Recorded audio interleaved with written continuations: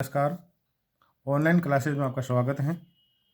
आज हम विज्ञान विषय का कक्षा 9वीं का दूसरा चैप्टर अध्ययन करेंगे, जिसका नाम है पदार्थ की संरचना एवं अणु। इसमें हम क्या क्या देखेंगे, पहले ये देखिए आप।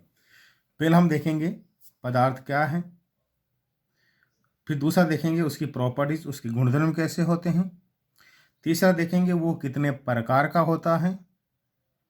उसके बाद देखेंगे पदार्थ को कितने स्टेप यानी कितने अवस्था में, कैसे कैसे पदार्थ होते हैं, कितने अवस्था में बांट सकते हैं उनको के उनके आधार पर। और चौथा देखेंगे अवस्थाएं जो उनकी होती है, जो बांटा गया है उनमें क्या तो समानताएं होती है, क्या भिन्नताएं होती है, वो हम इसका अध्ययन करेंगे आज के लेसन में। पदार्थ क्या है? पदार्थ प्रत्येक वस्तु जो स्थान घेरती है, यानी कहीं रखते हैं, वैसे टेबल रखी है, मान लीजिए ईंट रखी है, मान लीजिए कोई बॉक्स रखा है, स्थान घेरना होता है। जिसमें द्रव्यमान होता है, द्रव्यमान होता है उसका भार, जिसे ज्ञानेंद्रिय द्वारा महसूस किया जा सकता है। ज्ञानेंद्रिय होती है हमारे शरीर में 5 ज्ञानेंद्रिय होती है, यानी ऐसे अंग जो देखने के, सुनने के, मतलब ये महसूस करने के इत्यादि का जो काम करते हैं। महसूस करना जैसे स्वाद का महसूस करना होता है, ताप का एहसास करना होता है। ये महसूस करने का जो काम होता है वो कहलाती है ज्ञानेंद्रियाँ। जैसे हमारे शरीर में जैसे आँख है, नाक है, कान है, टंग यानी जीभ है, हमारी त्वचा है, ये सब ज्ञानेंद्रिय होती है। हम आपको बताने की जरूरत नहीं है कि आँख क्या काम करती है, कान क्या काम करते हैं, है ना। हम 9th क्लास के बच्चे हैं, तो हमें सब पता होता है इसके बारे में। तो ये मतलब होती है पदार्थ की परिभाषा। सिंपल भाषा में देख लीजिए, प्रत्येक वस्तु जो स्थान घेरती है, जिसमें द्रव्यमान होता है और जिसे ज्ञानेंद्रिय द्वारा महसूस किया जा सकता है, उसे पदार्थ कहते हैं। ध्यान करना, पदार्थ को दूसरी भाषा में द्रव्य भी कहा जाता है। द्रव्य, ध्यान करना, ये जो वर्ड है द्रव्य, एक सिंपल ध्यान करना। जैसे यहाँ अब जो बात कर रहे हैं वो कर रहे हैं द्रव्य की। किसकी बात कर रहे हैं? वो द्रव्य की बात कर रहे हैं, है ना। आगे वो आपने शब्द वर्ड पढ़ा होगा, द्रव्य, ये द्रव्य पढ़ा होगा। ये है मैटर, ये है मैटर पदार्थ है, और ये है लिक्विड, ये अवस्था है।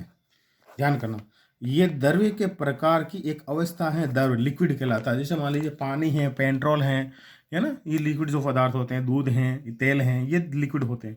द्रव्य कोई भी वस्तु हो सकती है, ईंट है, टेबल है, कुर्सी है, पंखा है, ये सारी चीज़ें आती है द्रव्य में, ठीक है। जैसे मान लीजिए, तो ये आंसर है।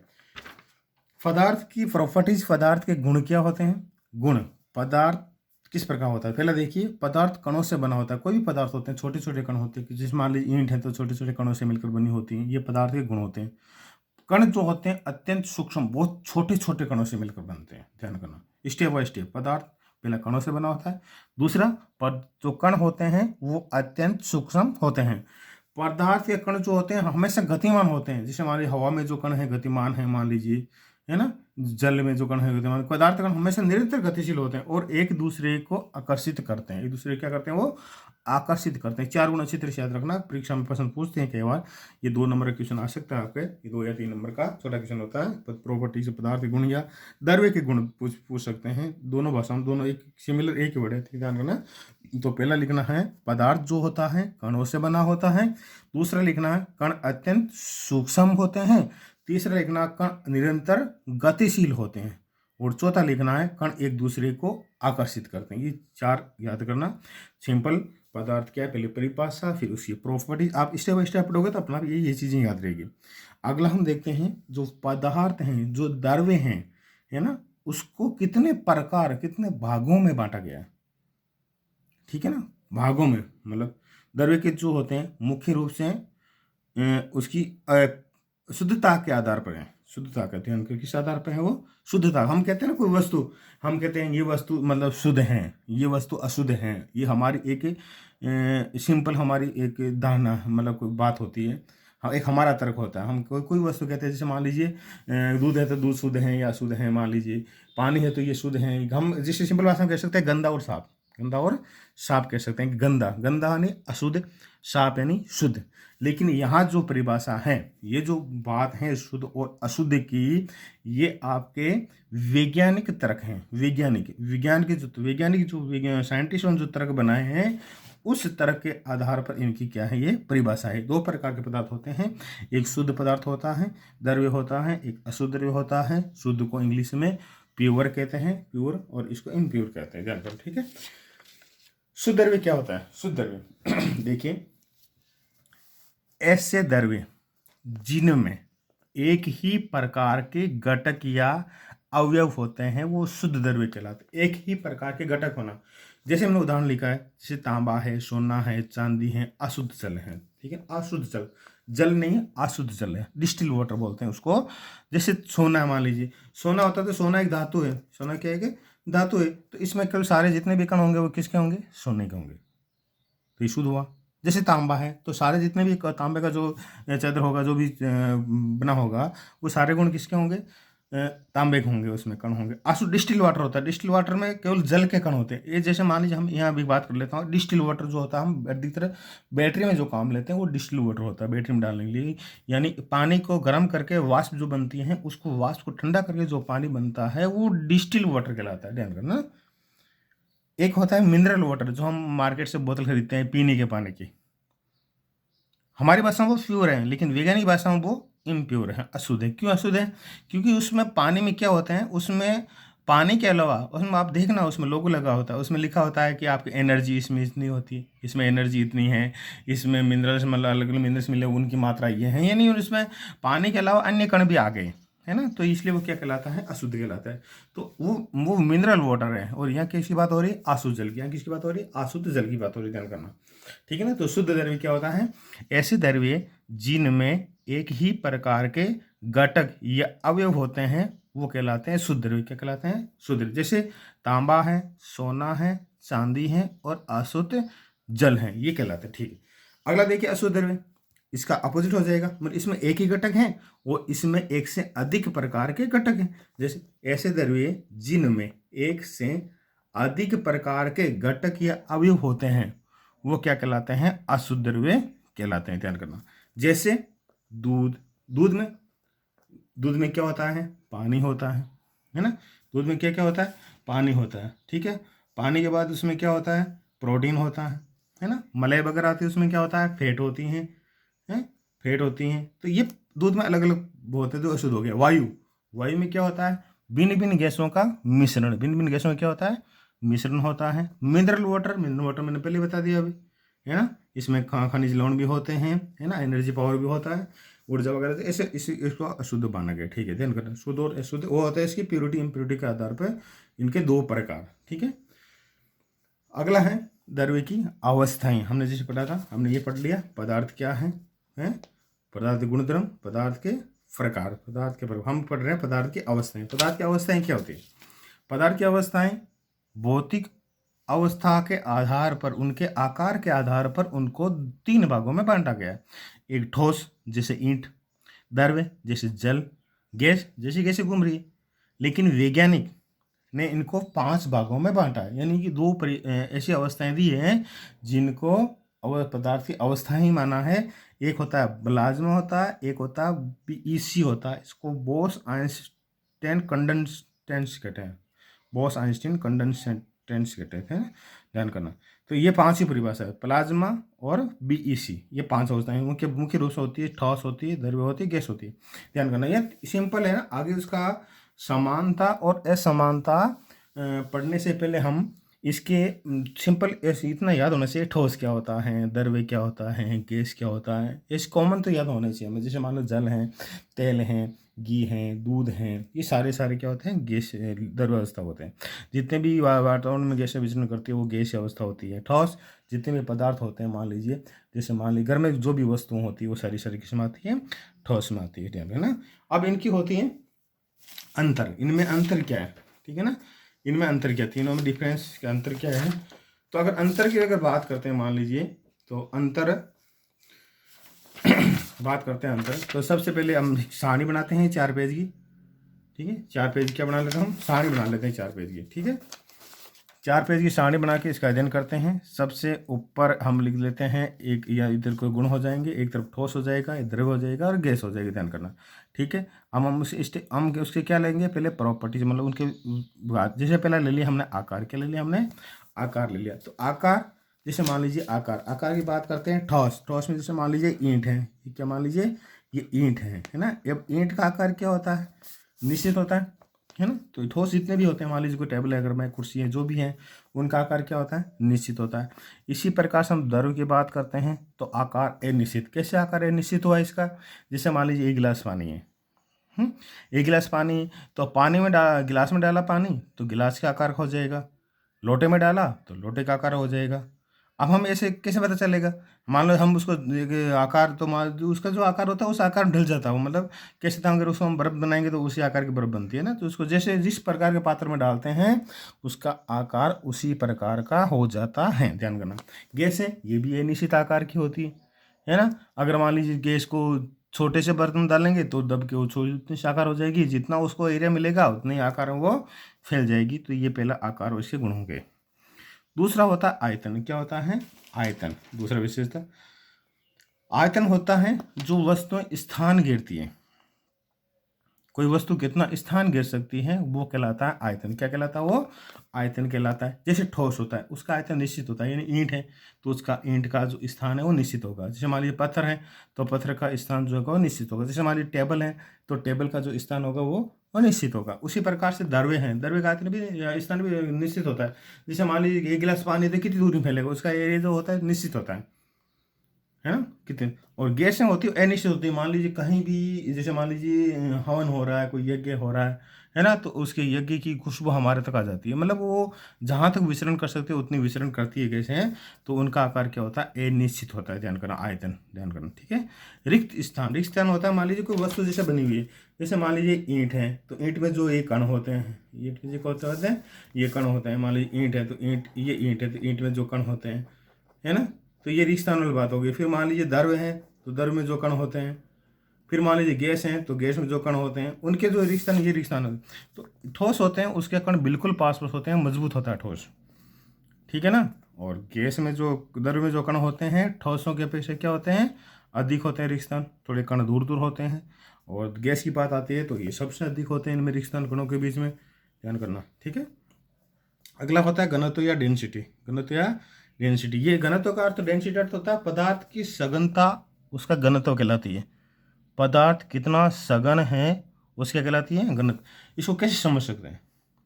जैसे सिंपल भाषा में कह सकते हैं, एक गिलास ली, है ना, उसमें पानी है, अब हमने एक चम्मच तेल डाल दिया तो तेल क्या करेगा? पानी के ऊपर तैरेगा, पानी के क्या तैरेगा?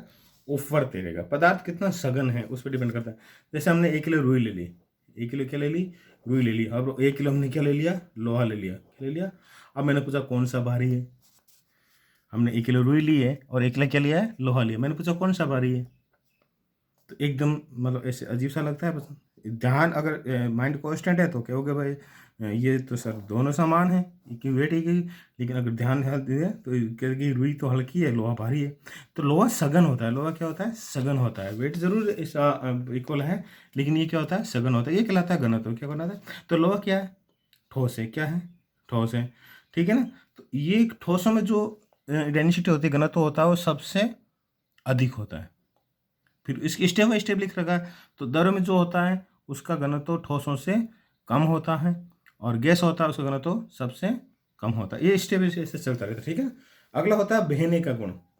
अब सिंपल भाषा देखो, बिल्कुल आकार, आयतन, रिक्स्थान, घनत्व, आपको ये याद करना है, ये नहीं याद करना है। ये याद कर लोगे कंटिन्यू तो आपको अपना भी एक बार समझ लिया तो ये सारी चीज़ें आपको याद हो जाएगी, कहीं दिक्कत नहीं आएगी। अगला होता है बहने का गुण। अब बहने से आप तात्पर्य है ना, हमने 1 गिलास पानी डाला वो बह गया, ये होता है बहने का गुण, ठीक है। अब किसमें कितना नदी पाया जाता है? हमारे पास 3 अवस्थाएं हैं, एक ठोस है, एक द्रव्य है, और एक क्या है? गैस है। अब क्या, जैसे ईंट है, पत्थर है, टेबल है, आप बताइए क्या ये बहते हैं? क्या नहीं बहते ना। तो यानी ठोसों में बहने का गुण पाया ही नहीं जाता है। ऐसा नहीं है हमने ईंट रखी वो सब ईंट तो बह गई, ऐसा थोड़ी होता है। बहेगी कब? जब उसके साथ कोई लिक्विड पदार्थ आएगा, तेज बहाव आएगा तो बह सकती है ठोस, नहीं तो नहीं बहेगी। तो ठोसों में खुद में बहने का गुण नहीं होता है।